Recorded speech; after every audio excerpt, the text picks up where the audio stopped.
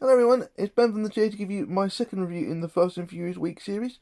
Um, Basically, this is Too Fast, Too Furious review of the film. I didn't do the special features. I clarified that in my update videos. I'm not going to do the special features. So basically, this movie is Brian's story because Dom isn't in this one. Because he didn't want to do the second one. He was busy filming. I think it was the Chronicles of Riddick or something, and they tried to get him back, and he didn't want to. So they just used Brian. Mind you, that was kind of okay because in this one anyway, because it's kind of Brian's story and what happened next, and it managed to broaden his story. Basically, in this film, Brian's racing because he needs money, which is stupid because he's got this nice car. So that's kind of here or there. And then basically his friend TJ, who is TJ Parker, so he's one of the mainstays from then on, apart from three. Um, then also Roman Pierce comes into it. He's doing some sort of destruction derby type thing. So you've got street racing, destruction derby, and then in the end of the movie you get this kind of tag team drag race. So there's so many different types of racing in this movie. It's trying to fit everything in at once, and I don't quite like that. It's really strange. Um, it's yeah. So basically, Brian's doing this race. He wins, and then basically the police catch up with him because of police chase, and then they use this kind of like electronic grab thing. One of the things you get from like a fun fair where you have to grab a toy, and it's like one of those, and it kind of fries the electronics in the car and stops it. So it's and remember, this is 2003. This kind of thing isn't realistic. It's weird. Um, it's kind of James Bond-esque. I'll get back to that in a minute.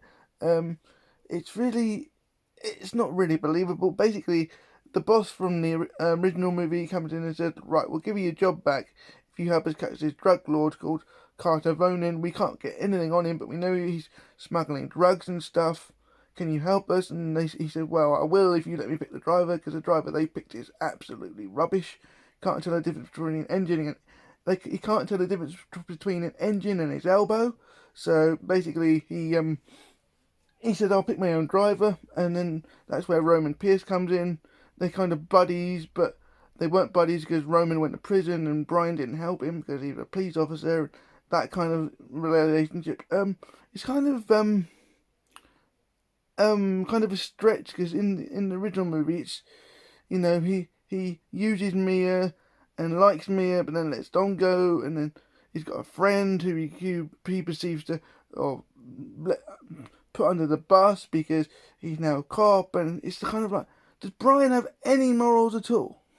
Because he uses Mia he falls for Mia because he likes her, but then he's trying to get into Dom's group in the first one, um, and then in this one, Roman finds out that he let Dom go, and he asks why, and he says he doesn't know, doesn't want to mention anything, doesn't even mention Mia at all, that he's got feelings for this woman. She isn't even mentioned at all, considering that there's a prequel movie, a scene where basically he goes back for her, and we don't see hiding her hair a bit after that.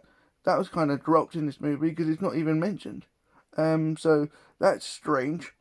Um, Basically, all these drivers have to drive to see whether they can win this contract with Carter Vonin to do this kind of drop off of money laundering thing. So basically they drive to this boat park thing where everything's kind of cars, boats, bikes.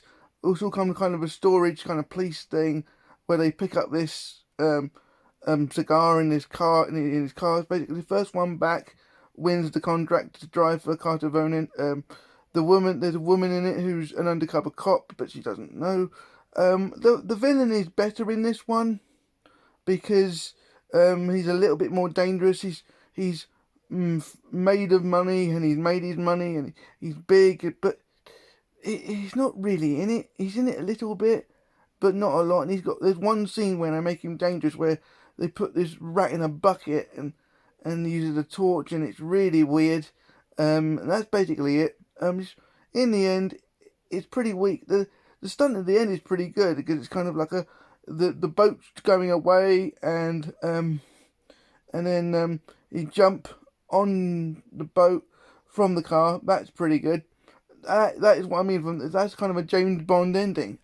But I think they basically blew the budget on the stunt beforehand, where they have hundreds and hundreds and hundreds of cars have this decoy. I'm not sure whether these are real cars, or I presume they are, because most of the stunts in these movies are done for real to a certain point.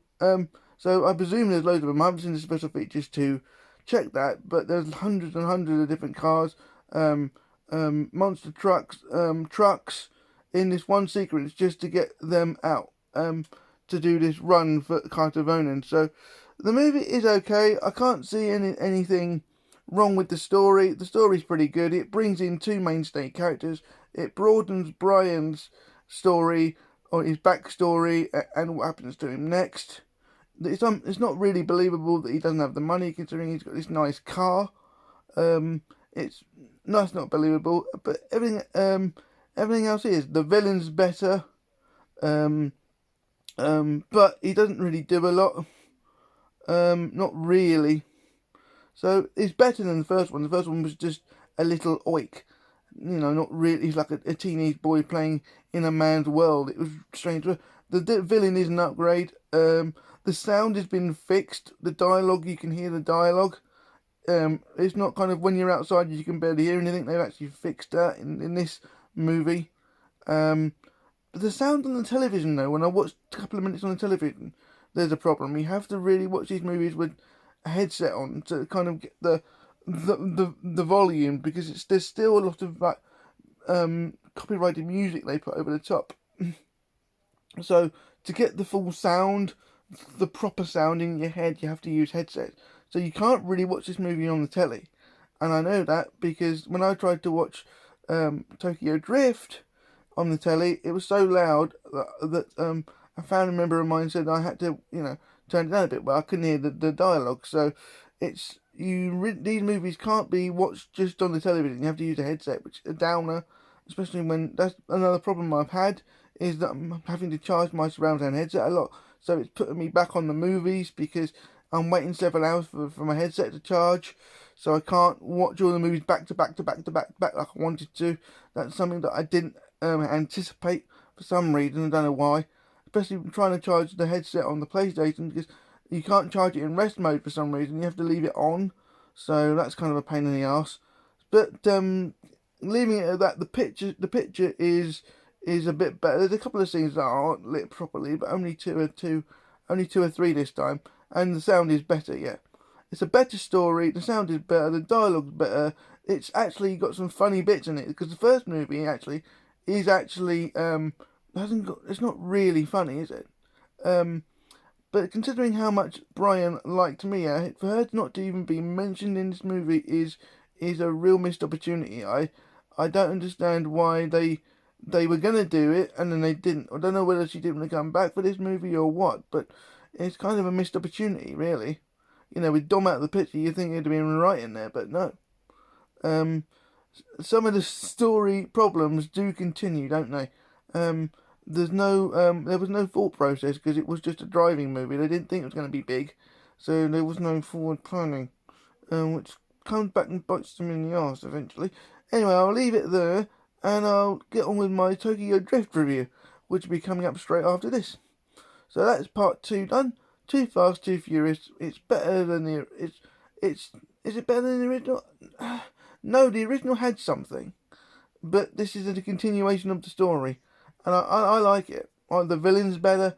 The sound is better. The car noises are better. The surround sound is amazing. The surround sound in the original movie, which I didn't mention, was amazing. With the Pokemon headset, what am I talking about? With the PlayStation Platinum headset, the surround sound is amazing. So yeah, the sound in both movies was amazing. If the dialogue you could barely hear in the first one. But yeah, that's going to be it for this review. Please like, comment, and subscribe, and I'll see you guys in the Tokyo Drift review. See you in a bit.